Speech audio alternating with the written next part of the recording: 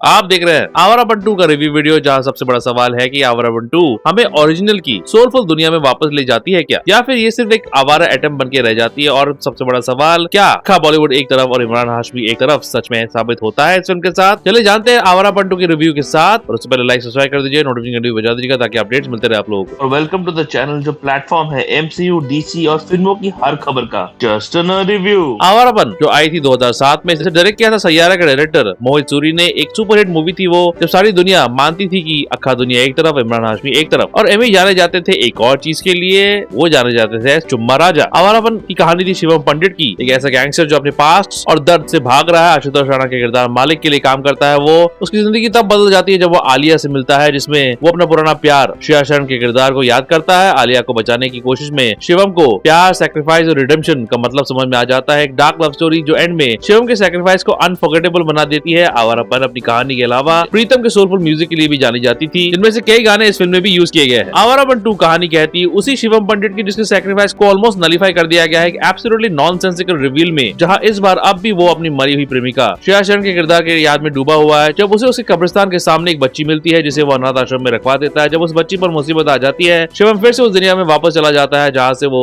निकल आया था। जिस पाप की दुनिया में वो भिड़ता है दो गैंग्स के खिलाफ। एक को लीड करती है शबाना का किरदार और दूसरा यंग एक्टर पूरन गब्बी का गैंग। क्या शिवम बच्ची को बचा पाएगा या फिर इस पाप की दुनिया में डूब जाएगा? यही बेसिक कहानी इस फिल्म की, जहाँ writer Bilal Siddiqui human trafficking के थीम को लेकर फिल्म को बनाने की कोशिश कर रहे हैं। कहानी में काफी पोटेंशियल था कि एक मजेदार मासी एंटरटेनर बने, जो आवारापन 1 भी थी, पर इस फिल्म को जरूरत थी मोहित सूरी की मैजिक की। मोहित जिन्होंने पार्ट 1 को डायरेक्ट किया था, वो एक क्लास लेके आए थे उस फिल्म में, पर अफसोस डायरेक्टर नितिन कक्कड़ का डायरेक्शन पूरी तरह फ्लैट था। सीन्स को उतना पकाया नहीं गया जितना पक सकता था, इसलिए कच्ची रहेगी फिल्म। कई फ्रेम्स को देख के उनकी इनएक्सपीरियंस दिख जाती है, खासकर जिस तरह से सीन्स को कंसीव किया गया है। नितिन के पास सब कुछ था, थाईलैंड के लोकल्स, इमरान हाशमी की बॉडी, दिशा पाटनी के मसल्स, लेकिन मसल्स को पूरी तरह फुला नहीं पाए नितिन बाबू। इट डजंट हेल्प कि पूरन गब्बी, जिनको एक बहुत ही इंपॉर्टेंट रोल दिया गया है फिल्म में, इंप्रेस नहीं करते। उनको शायद ब्रीफ दिया गया था हीथ लेजर वाली जोकर की एनर्जी को कॉपी करने के लिए, पर पूरन फ्लैट लगे, बिल्कुल नितिन की डायरेक्शन की तरह। पूरन दिशा जो भाई बहन बने हैं, उनके फैमिली डायनेमिक्स में काफी पोटेंशियल था, किसी इमोशनल कोर बनाया जा सके, पर हो नहीं पाया क्योंकि एक तो एक्टर्स अच्छे नहीं थे, दूसरा सीन्स को कंसीव बहुत ही बेकार तरीके से किया गया। अनिरुद्ध रावल जो दिशा और पूरन के ऑटिस्टिक भाई बने हैं, उनका काम भी ठीक ही लगा मुझे। ऊपर से कुछ सीन्स तो अनइंटेंशनली फनी है। उनमें से एक है वो सीन जहाँ एमी को जेल से भगाया जाता है। वो सीन इतना बचकाना लगा मुझे, जहाँ जिसने एमी को भगाया था उसे एक गोली मार के ढेर कर दिया गया, पर एमी जिसे बच्चे निकलता है वहाँ मतलब कुछ भी हो रहा था, कुछ भी।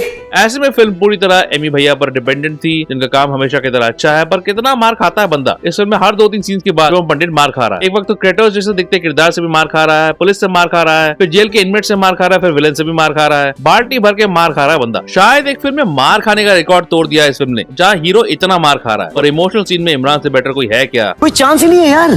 इमोशन अच्छा पकड़ा है इमरान ने, लेकिन अफसोस की बात है कि इमरान ने अपना ओरिजिनल अवतार चुम्मा राजा को छोड़ दिया, क्योंकि इस बार उनके ऑपोजिट है दिशा पाटनी, जो बॉडी बिल्डिंग में इमरान को कंपटीशन दे रही है। और एक्टिंग में उन्होंने ठीक ही की है, अपनी पिछली फिल्मों से बेटर की है एटलीस्ट। हालांकि एक फिल्म में वो शबाना के साथ इंटरेक्ट करती है, तभी समझ में आ जाता है लंबा सफर है दिशा के पास अभी भी एक्टिंग में कुछ कर दिखाने के लिए, क्योंकि शबाना पुरानी चावल है। इमरान के अलावा आवारापन 1 में कुछ आउटस्टैंडिंग सपोर्टिंग कास्ट भी थे, आशीष विद्यार्थी, पूरब कोहली और आशुतोष राणा के रूप में, पर इस फिल्म में एक भी मेमोरेबल सपोर्टिंग एक्टर ढंग का नहीं है। इवन सुरेंद्र विकी को बड़ा ठंडा रोल दिया गया। स्ट्रॉन्ग एक्टर है विकी, जिनको और ढंग का रोल दिया जा सकता था। आवारापन 1 का सबसे बड़ा हाई पॉइंट था प्रीतम का म्यूजिक। इस फिल्म के गाने भी ठीक ठाक ही है, उतने अच्छे नहीं है। जो काम करता है वो नॉस्टैल्जिया पार्ट 1 के गानों को फिर से यहाँ इस्तेमाल किया गया है, जैसे मैंने इंट्रो में कहा था, जिसमें से तो फिर आओ मेरा तेरा रिश्ता जब पूरा बीजीएम में बजता है मजा आ जाता है, पर फिर आप रियलाइज करते हैं कि वो मजा सीन्स को देख के नहीं, पुराने गानों की वजह से आ रहा है। लेकिन नॉस्टैल्जिया में फिल्म इंटरेस्टिंग नहीं बनती, हालांकि फिल्म चलेगी बहुत। ये तो लेटेस्ट न्यूज है। आवारापन के फैंस बड़े बड़े हमारे देश में, इसमें कोई शक नहीं है। मेरे थिएटर में तो बड़े बड़े थे, उनको चाहिए था चटपटे डायलॉग्स, और फिल्म में एक भी सीटी मार डायलॉग नहीं है। डायरेक्शन एक्टिंग की तरह डायलॉग्स भी जेनेरिक है। इस फिल्म को मैं आवारापन 2 कम एक आवारा आइटम नहीं कहूंगा, जो बोरिंग थी, नॉस्टैल्जिया, पुराने गाने और इमरान को छोड़ दे तो। आवारापन 2 को मैं देना चाहूंगा एक डिसअपॉइंटेड 2 आउट ऑफ 5। एमी और दिशा के मसल्स के बावजूद इस फिल्म को थोड़ी मैजिक की जरूरत थी, थोड़ी मोहित सूरी मैजिक की जरूरत थी, जो इसे एक मजेदार मसाला मूवी बना सकती थी। पोटेंशियल था, पर कक्कड़ साहब संभाल नहीं पाए। पार्ट 3 पर टीज किया गया है, और वो बनेगी भी क्योंकि प्रोड्यूसर के पास होंगे पैसा होगा, तो अगर कुछ चला है तो चलने देना चाहिए ना। नहीं, थोड़ी कहानी पर काम किया जाए और डायरेक्शन पे भी, तो शायद पार्ट 3 पार्ट 1 के नॉस्टैल्जिया को रिलीव कर पाएगी। अभी जैसे मैंने कहा, ये एक आवारा अटेम्प्ट है जो कच्ची रहेगी। आपको कैसी लगी फिल्म कमेंट्स में करते हैं डिस्कस। लाइक सब्सक्राइब भी कर दीजिएगा। मिर्जापुर के नए ट्रेलर का ब्रेकडाउन और टॉक्सिक के नए ट्रेलर का ब्रेकडाउन है आखिर में, चेकआउट जरूर कीजिएगा, और ऐसे रिव्यूज के लिए देखते रहिए जस्ट अ रिव्यू।